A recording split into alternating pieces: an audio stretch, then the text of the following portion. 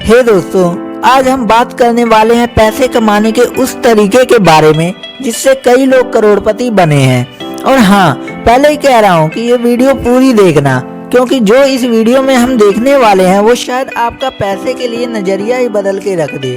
जरूरी नहीं है कि सिर्फ बिजनेस करके ही अमीर बना जा सकता है, जॉब करके भी काफ़ी अमीर बना जा सकता है, पर उसके लिए आपको अपने पैसे को काम पे लगाना पड़ेगा।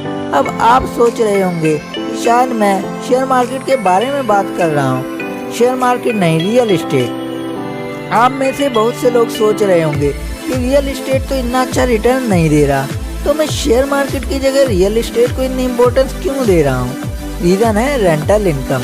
Rental income plus real estate return को मिला दिया जाए तो ये शेयर मार्केट का 2 से 3 गुना रिटर्न दे सकता है। चलो एक एग्जांपल से समझते हैं। एक आदमी है जिसके पास 30 लाख रुपए हैं। वो अगर उन पैसों को शेयर मार्केट में लगा देता है और उसे 30 साल तक ऐसे ही लगा के रख देता है, 12% का रिटर्न मिलता है अगर उसे, तो 30 साल बाद उसके 30 लाख रुपए बन चुके होंगे 9 करोड़ 60 लाख रुपए।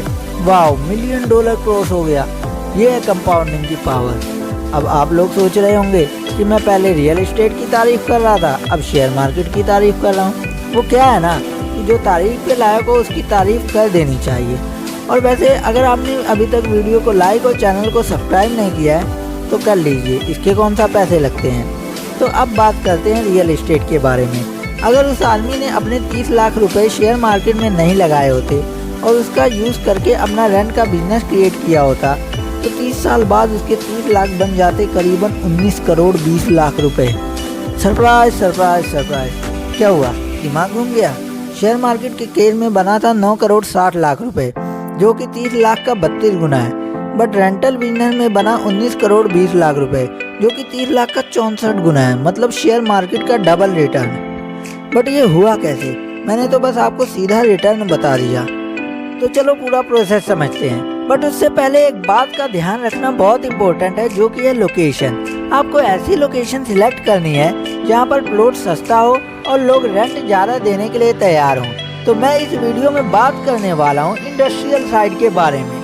मान लो उस आदमी ने 15 लाख का 100 गज प्लॉट ले लिया ऐसे एरिया में जो सिटी से थोड़ा दूर है, मतलब जहाँ कोई खास डेवलपमेंट नहीं हुई है, जहाँ पर ज़्यादा लोग नहीं रहते, पर फैक्ट्रीज बहुत सारी बनी हैं। अब होता क्या है, फैक्ट्रीज के मालिक पैसा बचाने के लिए ऐसे एरिया में फैक्ट्रीज बनवाते हैं जहाँ प्लॉट सस्ता होता है as compare to developed area के। बट प्रॉब्लम यहाँ होती है लेबर्स को। उन्हें रात को 9 बजे तक फैक्ट्री से निकलना होता है घर जाने के लिए, और चोर ऐसी ही जगहों पर खड़े रहते हैं, हथियार दिखाकर उनका मोबाइल फ़ोन, पैसे सब लूट लेते हैं। कई केस तो ऐसे भी हो जाते हैं कि उन्हें मार के घायल कर देते हैं। इसलिए लेबर्स को हमेशा चोरों का डर लगा रहता है। ऐसे में वो उसी एरिया के पास रहना पसंद करते हैं। तो मान के चलो उसने 30 लाख में से 15 लाख का 100 गज का प्लॉट ले लिया और 15 लाख का उसके कंस्ट्रक्शन पे खर्च कर दिया 2 मंजिल बनवाने में। नॉर्मली 1 मंजिल बनवाने में 5 रूम बन जाते हैं 1 मंजिल में, तो टोटल 10 रूम्स हो गए। एक रूम का रेंट अगर 2500 है तो 10 रूम्स का रेंट बना 25,000। महीने का 25,000 रेंट आया अगर, तो 1 साल का बना 3 लाख रुपए। अब वो क्या करेगा, जैसे जैसे हर महीने रेंट आता जाएगा उन पैसों को शेयर मार्केट में लगाता जाएगा और अराउंड 10 साल बाद उसके पास उतने पैसे हो जाएंगे जितने में कि वो वैसी ही लोकेशन ढूंढ के उतना ही बड़ा घर बनवा सके। अब आप में से ज़्यादातर लोग सोच रहे होंगे कि 10 साल में महंगाई भी तो बढ़ेगी, जो प्लॉट है उसका भी रेट बढ़ेगा, कंस्ट्रक्शन का भी रेट बढ़ेगा। तो हाँ, ये तो ओबियस है, रेट तो बढ़ेगा। पर लेकिन आप ये भी तो भूल रहे हैं कि उसने शेयर मार्केट में भी पैसे लगाए हैं। अब जो शेयर मार्केट में उसने पैसे लगाए हैं वो पैसे भी कंपाउंड होंगे। और एक बात और, 10 साल तक सेम ही रेंट थोड़ी ना रहने वाला है, हर साल रेंट भी तो थोड़ा थोड़ा इंक्रीज होगा। तो 10 साल बाद उसके पास करीबन उतने पैसे बन जाएंगे कि वो एक और घर वैसा खरीद सके। अब उसके पास 2 घर बन चुके हैं। अब आप इससे इतना तो समझ ही चुके हैं कि उसके पास हर 10 साल में एक घर बन जाएगा एक घर से, मतलब उसके पास जितने भी घर होंगे 10 साल बाद उसका डबल नंबर हो जाएगा उसके घर का। तो फिर मान लीजिए स्टार्टिंग में जैसे उसके पास एक घर था, तो 10 साल बाद उसके पास 2 घर हो गए, 20 साल बाद 4 घर, 30 साल बाद 8 घर। अब हमें ये तो पता चल गया कि उसके पास 8 घर होंगे, बट उन 8 घर की वैल्यू क्या होगी?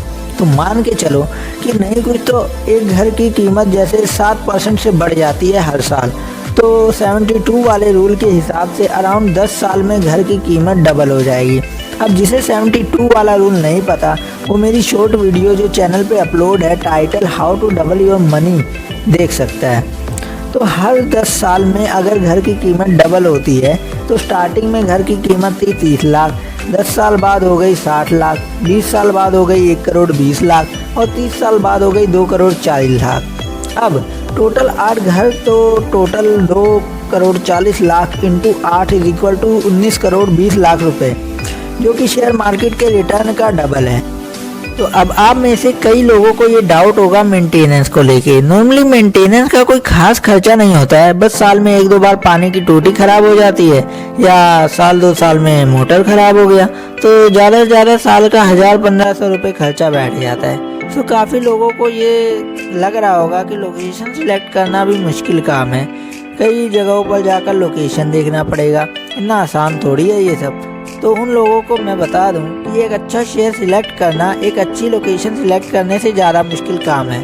और अगर किसी को ये सब झंझट लग रहा है और वो कहता है कि इससे अच्छा तो पैसे बैंक में रख लो, इतनी मेहनत करने की क्या ज़रूरत है, तो उनको मैं बता दूं कि उसका पैसा बढ़ने की जगह उल्टा घट ही जाएगा। बैंक में मिलता है ज़्यादा से ज़्यादा 2% इंटरेस्ट और इंडिया की इन्फ्लेशन है 7% की, मतलब आपका पैसा 5% से कम हो गया। एफडी में भी ज़्यादा से ज़्यादा 7% का रिटर्न मिलता है और ज़्यादातर बैंक 5 से 6% का ही रिटर्न देते हैं। So if you want to be rich, then you should use your money wisely. And for more interesting videos, subscribe this channel. You can also comment me on which topic you want next video.